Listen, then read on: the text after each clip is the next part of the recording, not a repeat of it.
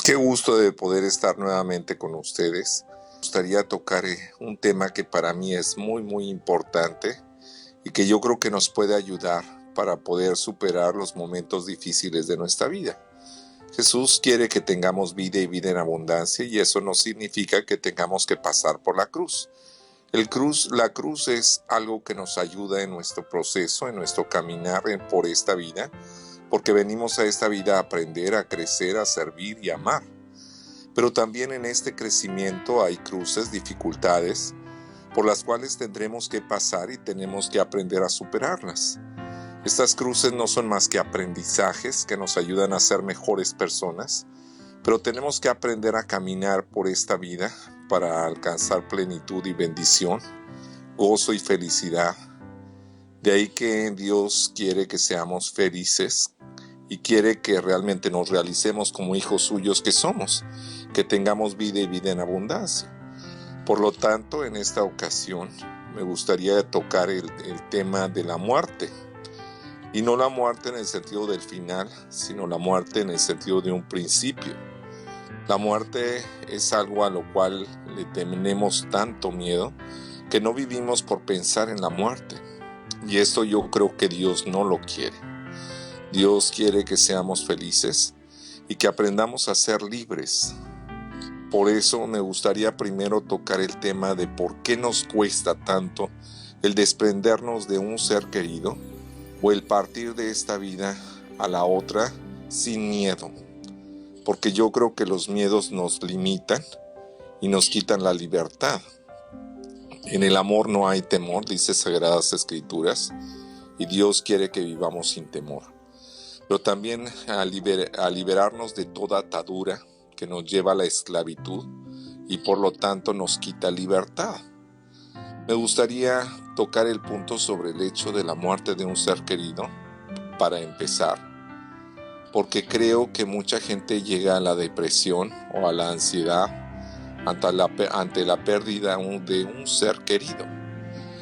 Y en este proceso hay 5 etapas del duelo, de esta pérdida de este ser querido. Y tenemos que primero mencionar estas etapas para conocerlas y a ver dónde nos estamos quedando, dónde nos estamos estancando y qué podemos hacer para poder ser libres de las mismas o cómo superar este proceso. La primera etapa del duelo es el shock, la no aceptación, el bloqueo ante la noticia de la pérdida de este ser querido o ante una enfermedad que nosotros o un ser querido está pasando, o la pérdida de ese ser querido si es que fue un accidente, y eso tenemos que enfrentarlo. Queremos tanto a una persona que yo creo que nunca queremos su pérdida, que nunca queremos que siempre esté a nuestro lado. Sin embargo, nunca hay que atarnos a nada ni a nadie, porque todo es pasajero, todo fluye, todo es libre. Y es por eso que es muy importante que ante el shock oremos, nos pongamos en manos de Dios, reflexionemos, meditemos y realmente dejemos que las cosas fluyan.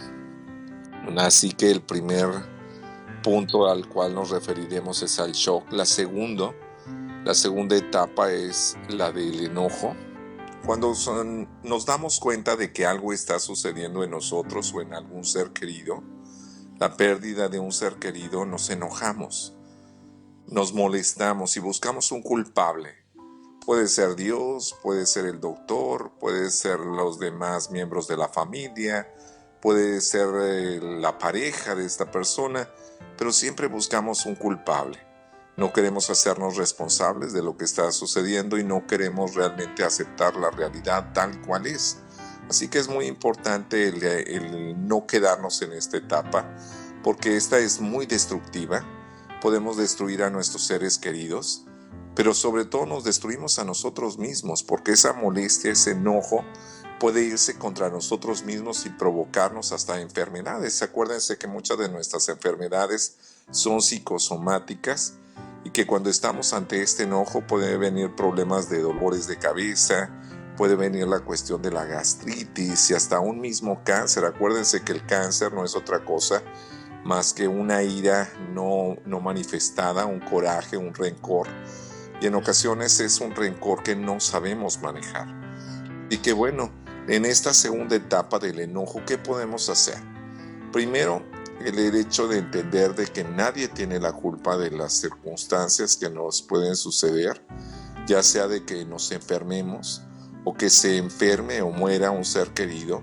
Nadie tiene la culpa. No es bueno buscar culpables, más bien soluciones, y asimilar y encontrar que realmente la vida es así, que simplemente hay unos que tienen que abrir una etapa y otros la tienen que cerrar, y que hay que asimilar esto como algo que nos va a brindar una bendición. Yo creo que la muerte no es un acabarse, es un empezar más bien, y hay que aprender a vivir con eso y darle gracias a Dios por esto, ¿no? Más que nada, si la persona está enferma y ya se nos dice que le quedan pocos días de vida, pues yo creo que lo mejor que podemos hacer es reconciliarnos con esa persona y que esa persona se reconcilie con todos. Pero si es una cuestión de algún accidente, pues no buscar culpables, en el sentido de que si fue un accidente, por ejemplo, de avión o de automóvil, bueno, entender que estas cosas suceden y que ya no está bajo nuestro control, ni tampoco culpar a Dios por esto que ha sucedido. Así que es muy importante el hecho de darle nombre a esto que está pasando, y esto es enojo. Entonces, estoy enojado, ¿qué voy a hacer con esto? Y siempre es bueno tener al lado a alguien con quien platicar y decirle tal cual: estoy enojado, no asimilo esto, no entiendo por qué eso sucedió. Y decir con quién está enojado uno no es malo, pero sí es importante que después del enojo pues pueda aceptar esta realidad, ¿verdad? Pero bueno, pasaremos a la tercera etapa. La tercera etapa viene siendo la negación. Una cosa es la no aceptación y otra cosa es la negación. La aceptación es decir: no creo que esté sucediendo, no creo que pasó, no creo estar enfermo, tendré que buscar la ayuda de alguien para que me den una segunda opinión. Y la negación es diferente. El hecho de la negación, el shock, la negación es más bien el hecho de decir: no lo acepto, no estoy de acuerdo, no puede estarme pasando a mí. Y yo creo que esto es algo que tenemos que asimilar también. No negarla, es decir, sí está pasando, y no es la cuestión de decir, ya que me he enojado, decir, no es lo que pasa, sino qué voy a hacer con esto. Negarlo no va a ayudar de nada. Es normal que se esté pasando por esta negación, pero de ahí no podemos estancarnos en esta etapa. Yo me acuerdo que cuando estaba en una empresa, algo que a mí me gustaba mucho es que cuando teníamos, como le dicen, la mesa redonda, donde evaluábamos qué estábamos haciendo y cómo podíamos hacer para que la empresa funcionara mejor, me gustaba mucho porque el que estaba encargado de la empresa decía: a mí no me importan los culpables, yo quiero soluciones. Aquí no es cuestión de quién se equivocó, sino qué vamos a hacer ahora. Entonces, algo que es muy importante es no negar lo que está pasando, sino qué vas a hacer con eso. Y esto es muy, muy importante. Y sí me gustaría, ahorita estamos tocando, por ejemplo, la cuestión de las etapas, y ya después veremos a nivel evangélico qué podemos hacer al respecto. Pero sí es importante primero mencionar cada una de las etapas. La cuarta etapa viene siendo la depresión. Y en esto de la depresión, pues nos lleva a una gran tristeza que no nos permite aceptar esta realidad. Y algo que es importante es dejar fluir los sentimientos. Hay que llorar lo que haya que llorar. Tampoco hay que negarlos, porque muchas veces no queremos aceptar esta realidad y no queremos llorar. ¿Por qué? Porque nos queremos hacer los valientes o los fuertes, y eso no ayuda, ¿eh?